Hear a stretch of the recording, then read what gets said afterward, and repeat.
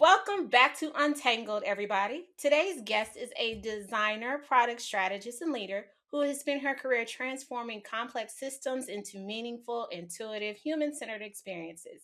She's led end to end product life cycles across AI powered platforms, enterprise energy solutions, health tech, fintech, and digital banking, always with the same signature approach: deep curiosity, rigorous research, and an unwavering commitment to solving real user problems. Everyone, please help me welcome a practitioner who has shaped products, teams, and processes across industries, someone who designs with intention, leads with empathy, and consistently delivers outcomes that matter. Julietta, welcome. Hello. Hi, everyone. It's always fun when you don't exactly know what I'm going to say. So you get to hear it for the first time. So I hope you It enjoyed sounds that. awesome. I'd hire you. Awesome. All right. So, Julietta, so my audience is a mixture of people who are trying to understand, like, should I get into UX? What is UX? Is that something I want to do? As well as people who've been doing this kind of a long time, like, should I even still be here or should I be thinking about something else? Okay. So, for some of these questions, I'll kind of ask you to level set so we can make sure everybody's tracking. All right. First question I want to ask you is, how did you get into UX?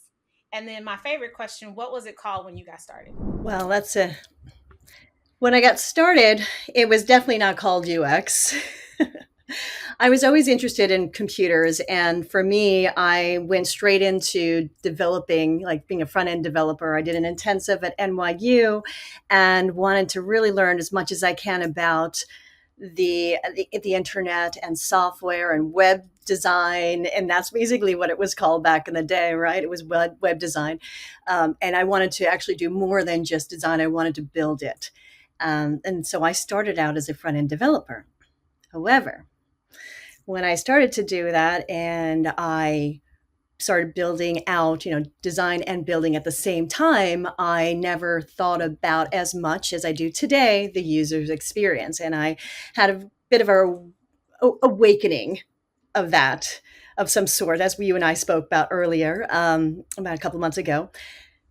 I had at the time I was teaching Pilates and I was so proud of myself of like building out my Pilates website for my students. And so I was boasting about it. And one time I went to go, I guess it was just a doctor's appointment, and I went to go see this doctor, and the physician assistant was in the room, and she was doing a little research about me, and she asked about my website. It's like, yeah, this is where you can find my website, and feel free to Google it and see it.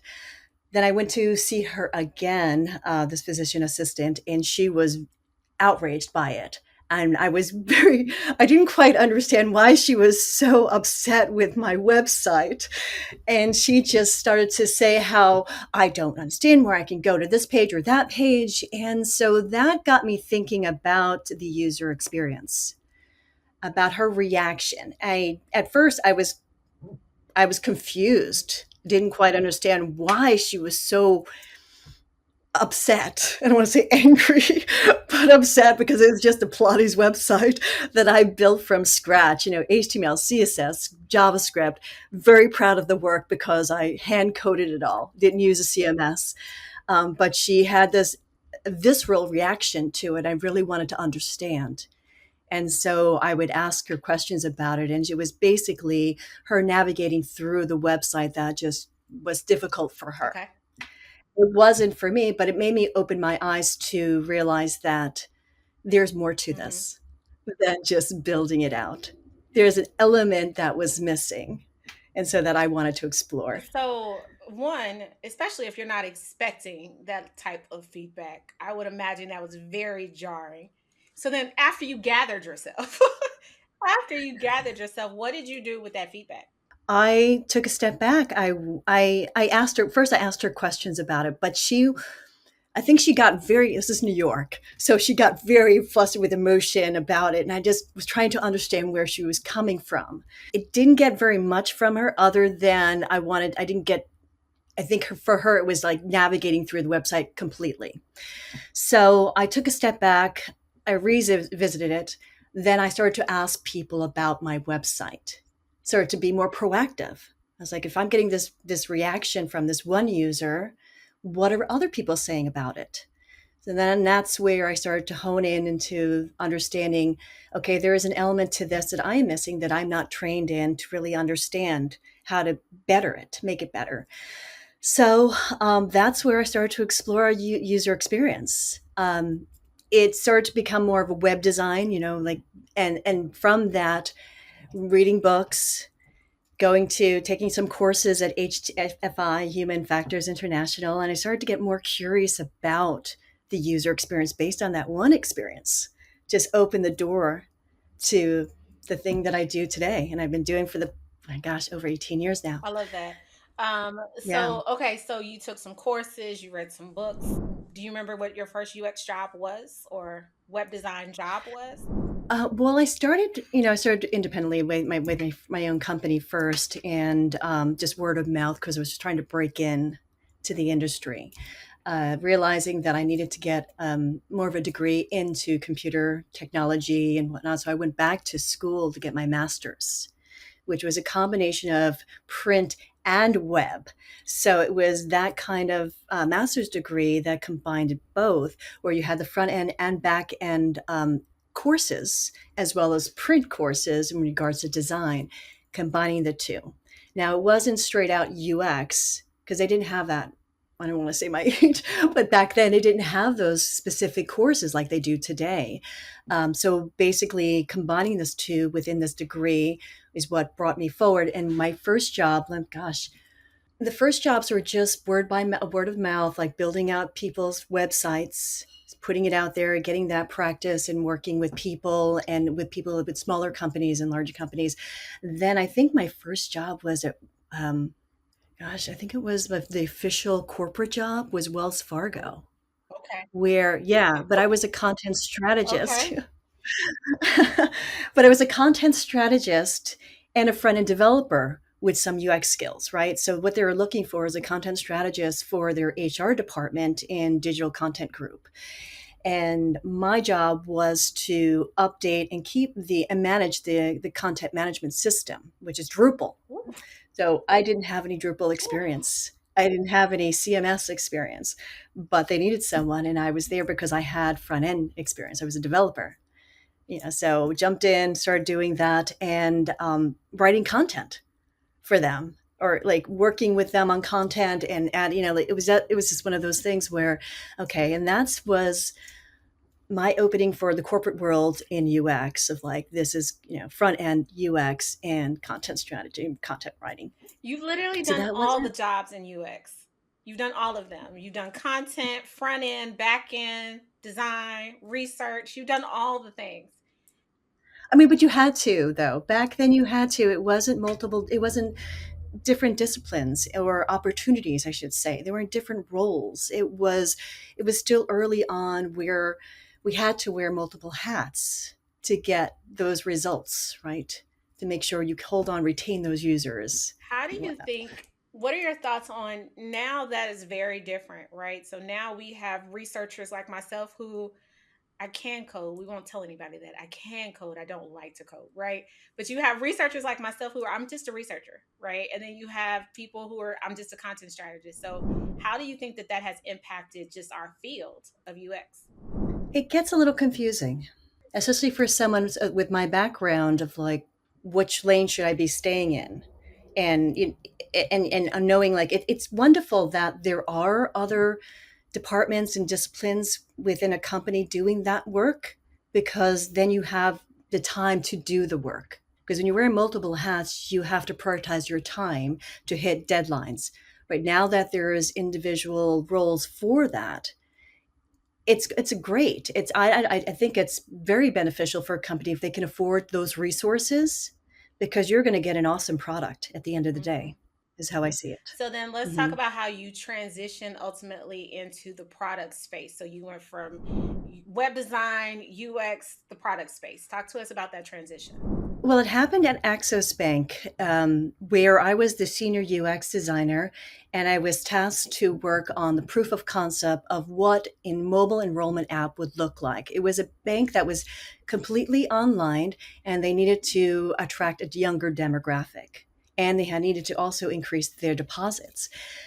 So my task joining this company was to just design this proof of concept, what this would look like, a mobile app that users can just basically open a deposit account on the go, making it seamless and fast and whatnot. So, I rolled up my sleeves, started to really do some research, talk to people within the company, such as our customer support team, our compliance team, making sure that we stay within, our regulatory policies, everyone within that company who had any information.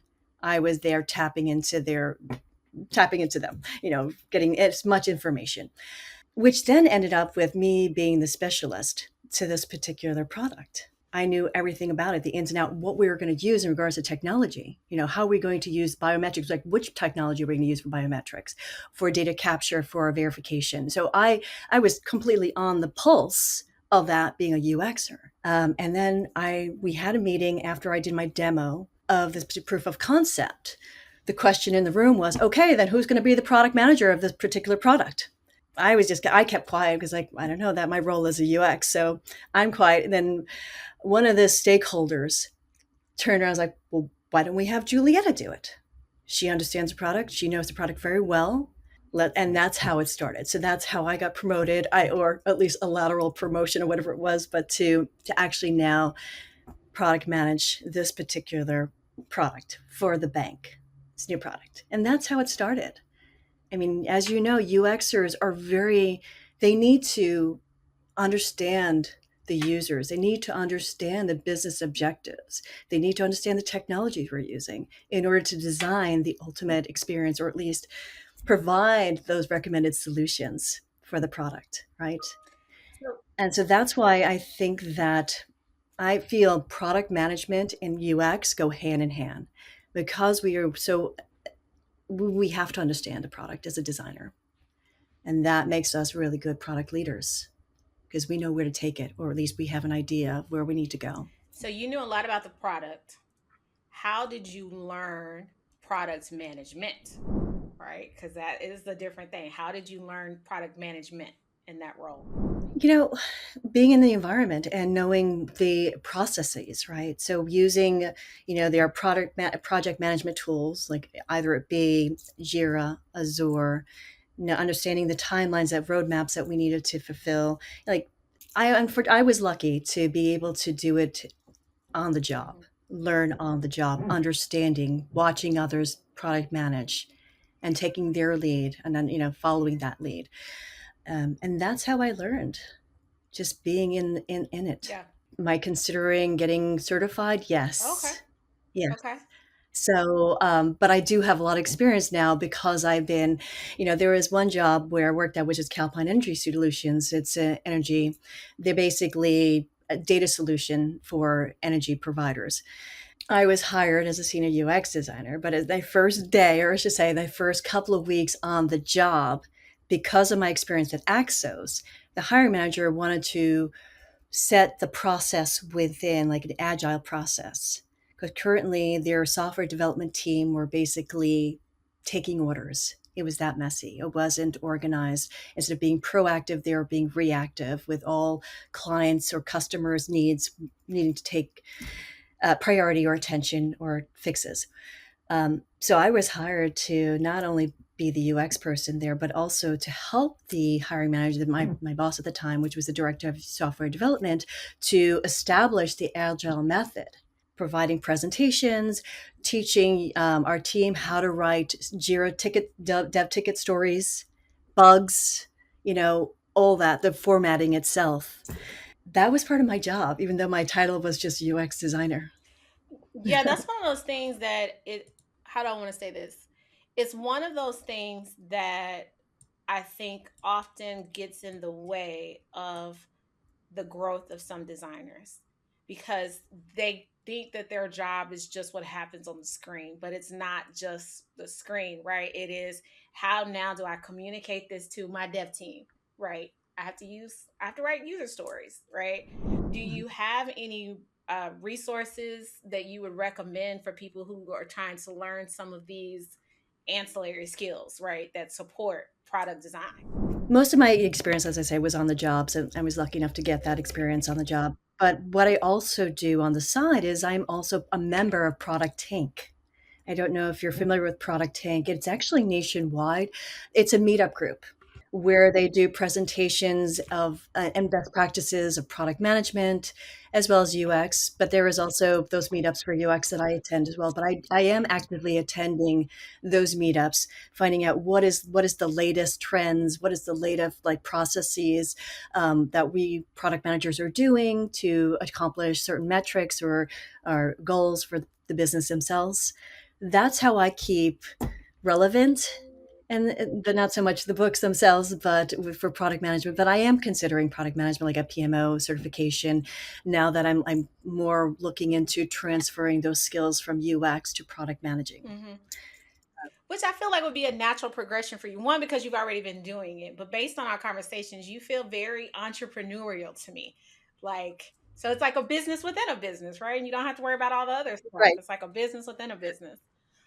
I mean, Awesome. I'm just curious about the product and how it's made from right from the beginning to the end. And I'm sure most are, but I guess I get myself in these situations where I get hired, or I have been in the past, that person who's establishes the UX standards and processes. However, what also I don't realize when I get hired is that it's a little more messier, that particular department in building out that product.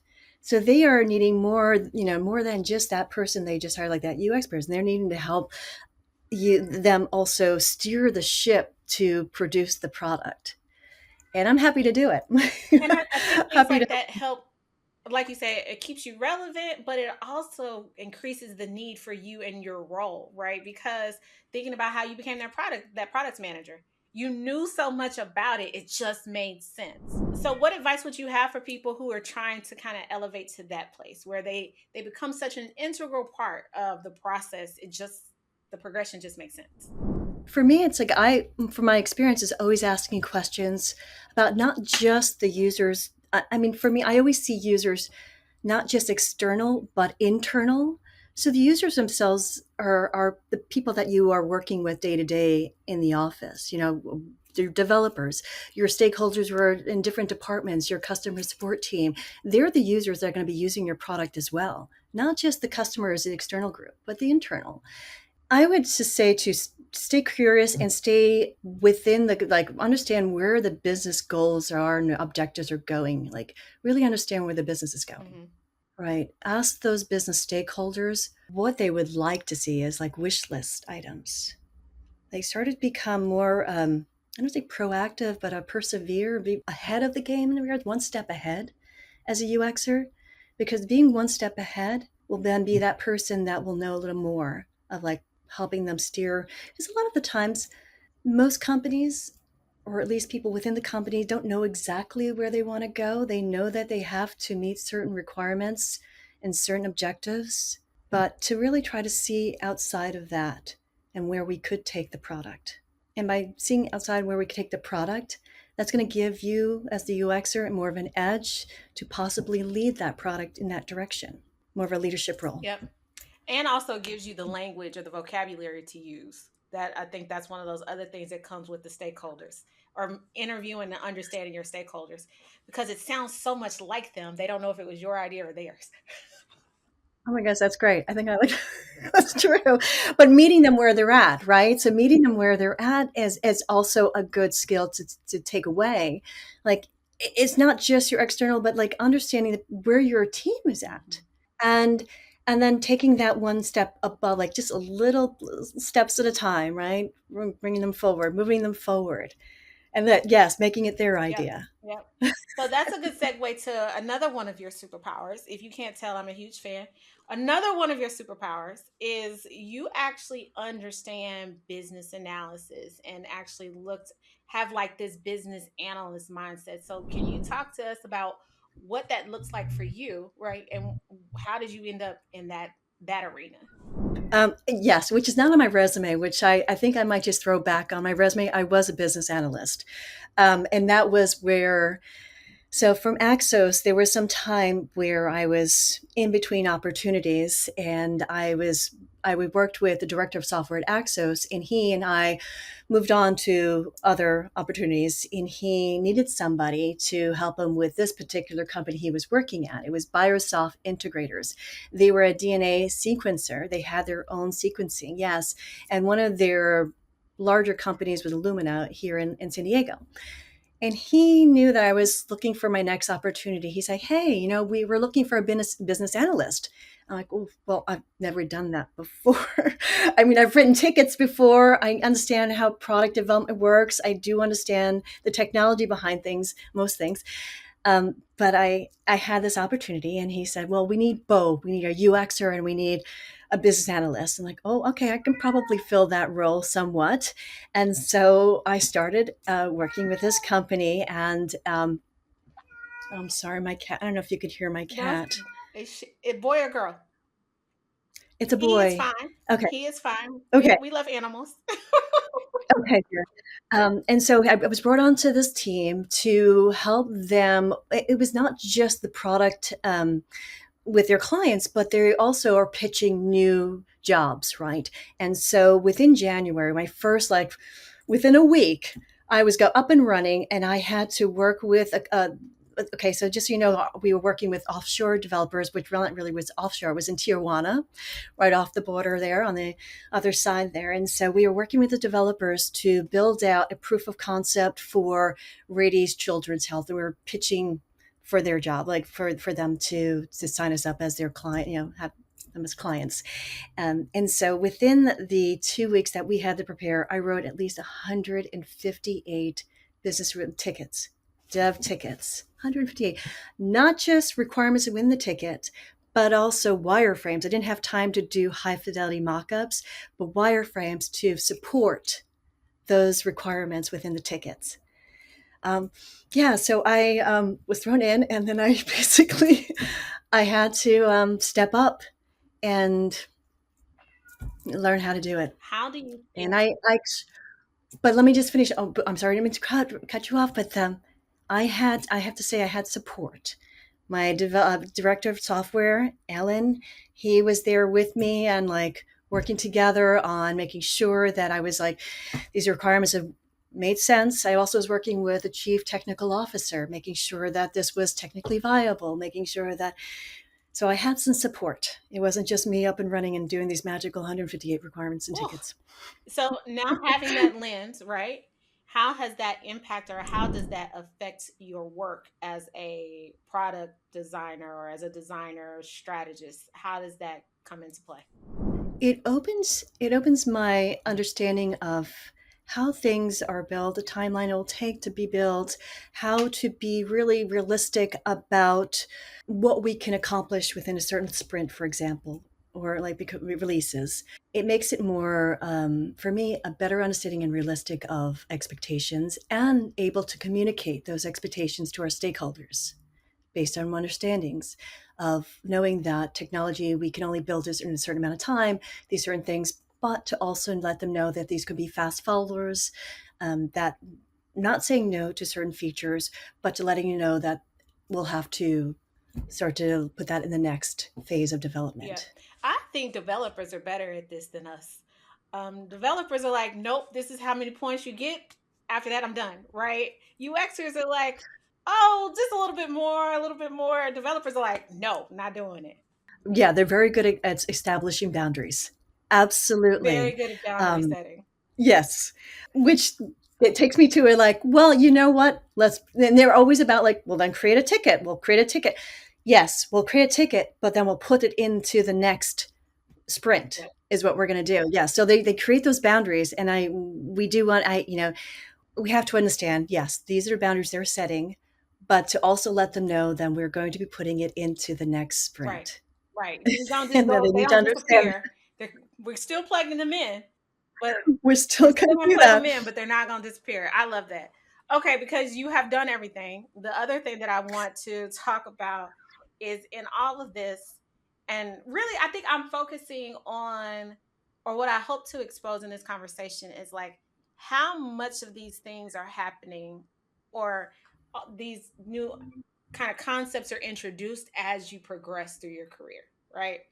The one that got me the most was people management. Let's talk about you as a people manager. What are some things that you wish you had learned earlier about managing people? Well, I think I made that comment before about meeting people where they're at, and that was an eye opener. So when you're managing people, to really meet them where they're at, not where you want them to be, but where they're at, right? And so that's where I wish I've learned before. It took me a while to understand that. Because I'm like, okay, I've got some big ideas. I got some things I really want you to start working on. And then I had to just take a step back. And that was an eye opener for me at First Bank, working with interns and those that are just starting off in the UX field and not really understand the software development lifecycle process of like how it works. It's not just UX, it's everything. There's QA, it's business analysts, there's developers, there's also the stakeholders, there's a chief technical officer who has another vision for the product, but it's everything. And so yeah, taking a step back and really meeting people where they're at. And I wish I knew that before. Was there a time when, because I don't believe people management is for everybody, right? I don't. Was there a time or a moment when you were like, yeah, this is right for me, or no, this is not right for me? Not so much. I always think that I always like, I feel like I can give myself an opportunity to be better at it. I just remember a time where I was training an intern in regards to our processes here at a certain company. And there's things that not only just meeting people where they're at, but also understanding that you can also learn from them. And that's what I love. It's like, yeah, we're managing people or we're managing up, managing down, managing sideways. There's always something you can learn from them. And that was one of the things I wish I knew before that I'm like now really understanding and learning. It's like, oh, I can really learn from this person, even though they don't have the experience I have. They have things that are new that I didn't even think wanted to consider. So being open and just yeah. You bringing that up makes me think about something that's been on my mind. I'm not remember. I don't know where it came from. So if I got this idea from you, I'm sorry. But this idea of reverse mentorship, where you take someone like you and I have been doing this for a really long time, and we're the mentee to a person who is now coming in, right, with all these new experiences and Mhm. lenses. I think we should probably Right. explore that. I love that. Okay, so No, I didn't get that.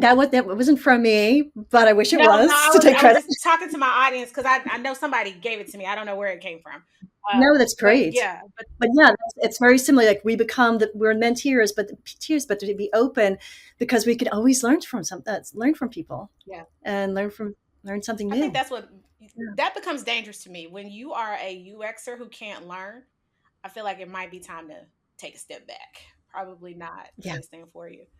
All right. So, Yeah. a couple of things that have come up is, or that I was thinking about for our conversation, was because you are, like you said, managing up, managing down, managing sideways, right? What are some things that you've learned about kind of managing those relationships, right? Knowing that this stakeholder may have different goals than this stakeholder. Patience, Mm. Mm. learning patience. Hmm. Yes. And everyone has a voice and it should be heard. And that's what I've learned, Hmm. and having patience with that and being open to it. And I know I said this before, but yeah, being open to and hearing what everyone has to say and being patient. Okay. All right. Let's see. I think at some point you've been a consultant versus full time, right? And I think people Mhm. ask this question quite a bit. In your mind, are there what are the benefits to being a consultant versus full time?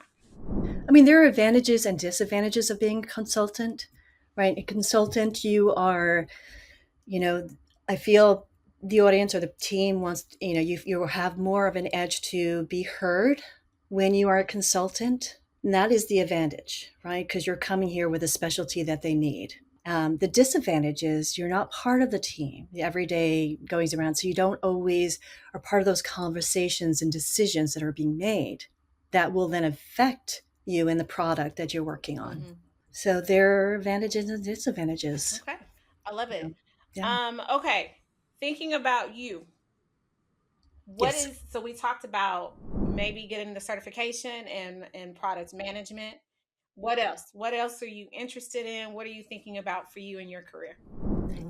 I've been just recently certified in AI designing and building AI products and services. I just got that certification. And so for me, I want to go and explore a little deeper into that and what that looks like. So there are advantages and disadvantages of consulting. They're hiring you to do a job, doing a certain specialty, and so that you have their ears. But the disadvantage is you're not really fully part of those decision making. So I hear this quite a bit, and that is an amazing distinction that you made. But sometimes when you're internal, you don't feel heard. You feel like they're overlooking you in your thought process. Have you experienced that? And if so, what did you do to kind of get past that? I have to be honest, I Okay. haven't. I haven't. I feel the companies that I've worked at are usually, I'm the sole UX expertise that I'm subject matter like who goes there and provides the knowledge and what they need or looking for. And so I'm not managing or working with their UX Hmm. team. I'm their UX team that they brought Hmm. on.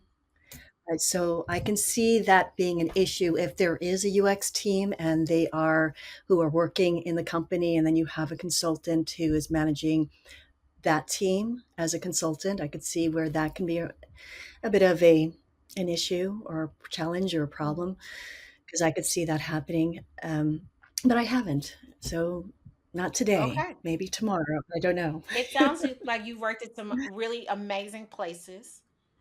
So when you are looking at companies, when you're in the interview process, what are some things that you're looking for to make sure that it'll be a good fit for you? Oh, if I'm For a interviewing full-time, yeah, perspective, full-time role, what are some things that you're looking for? diversity. Mm, Diversity. I'm looking for someone that does more than UX. Someone who has experience in other things. I'm not looking for someone who is solely skilled at one thing. mhm, Also, I think this personality. I mean, can I work with you? I feel like there's a lot of things that can be learned. One thing I'm noticing in the job like finding and opportunities is that we kind of forget that particular element and like because we are always on video right now because of the pandemic.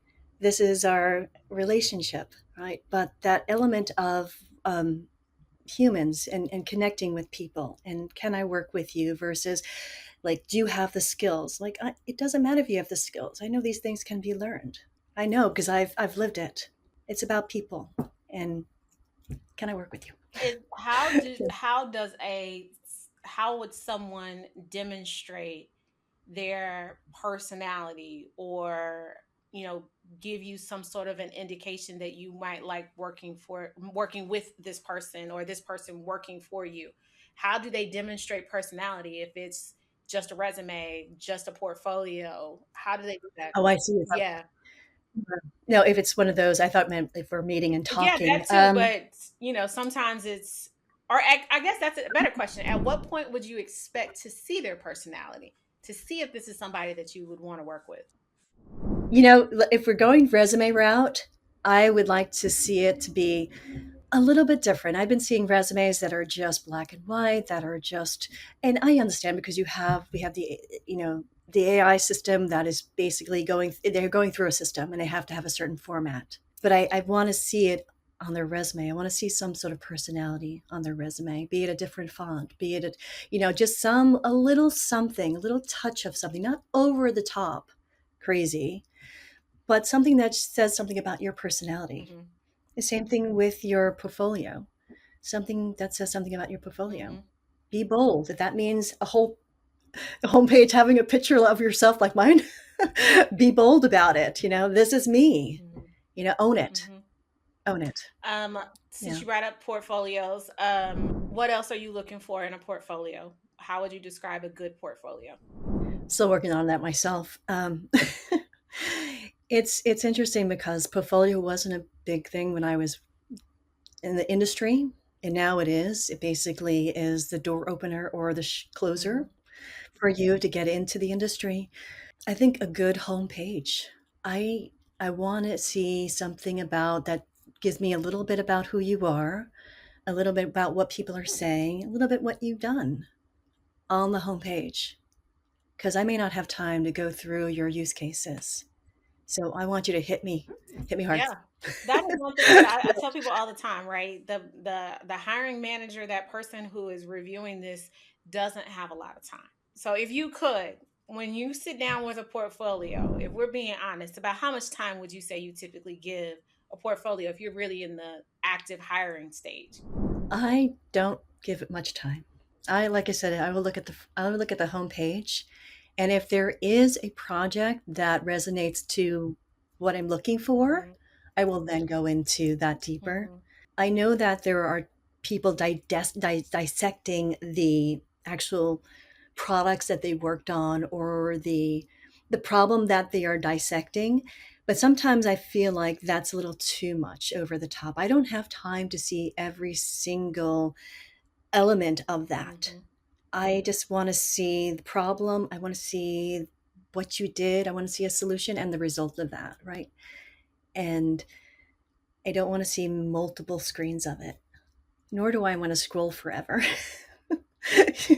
Like Exactly. scroll, scroll. Right, exactly. Okay, well, we just have a few minutes. I want to be mindful of your time. This has been great. Thank you so much. Before I let you go, is there Thank you. anything else you want to leave with my audience? Any advice you would want to leave them with? Always be open to learning something new every day.